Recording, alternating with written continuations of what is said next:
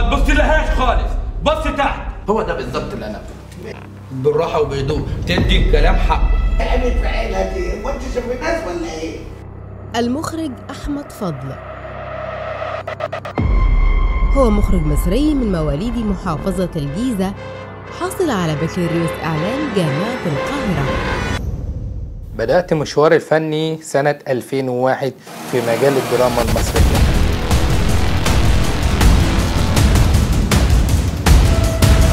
بدأت فني كاميرا وفني إضاءة، وبعد كده مشرف إضاءة ومشرف كاميرات.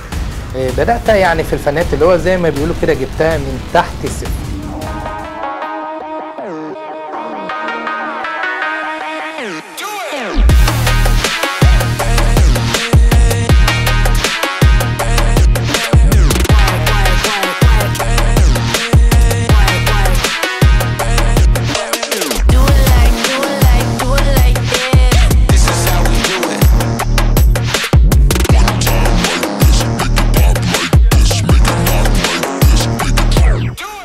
من الحاجات الإيجابية اللي أثرت فيا إن بعض الأصدقاء كانوا بينصحوني، بيدوني خطوة لقدام، بدأوا اللي هم ألقط منهم بعض المعلومات. بعد دي داخل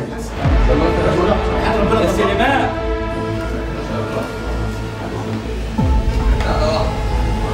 تبعنا تاني. أنا عايز أصلا في كل وزارة.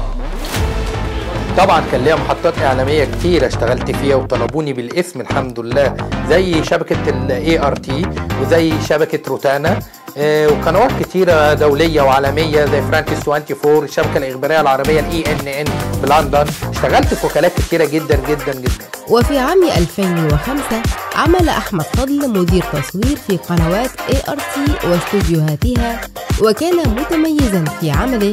وفي نفس العام تعاقدت معه قنوات روتانا ليعمل مخرج في استوديوهات روتانا وقنوات أخرى مثل قناة المحور والحياة والنهار والCBC. أنا اكتسبت الخبرات دي بصراحة قبل ما اشتغل مدير تصوير طبعا، من فنيات، فني كاميرا، فني صوت، فني إضاءة، في كل حاجة في الفنيات بقت فاهمة. كنا احنا بنتعلم على كاميرات في مكاتب المعدات تبعنا والكلام ده كله، فكنا بنظبط فاهمين كل كبيره وصغيره. يمكن كنا بنفهم اكتر من مدير التصوير، وبقى عندنا رؤيه اخراجيه، وبقى عندنا كل المعلومات والبيانات والرؤيه والاحساس والتنفيذ، عندنا كل شيء. علشان كده الفرصه لما جات لي مسكت فيها زي ما بيقولوا.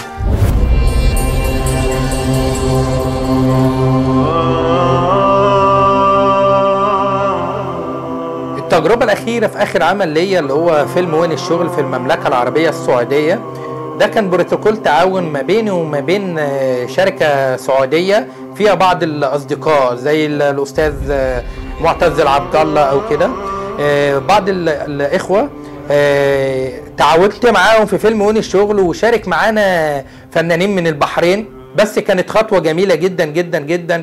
اتعاملت، عرفت يعني التعامل مع الخليجيين، الخلايجة او السعوديين بيحترموا المخرج المصري. لو صممت تكون هتكون، جواك قدرة هتبني الكون، وطنك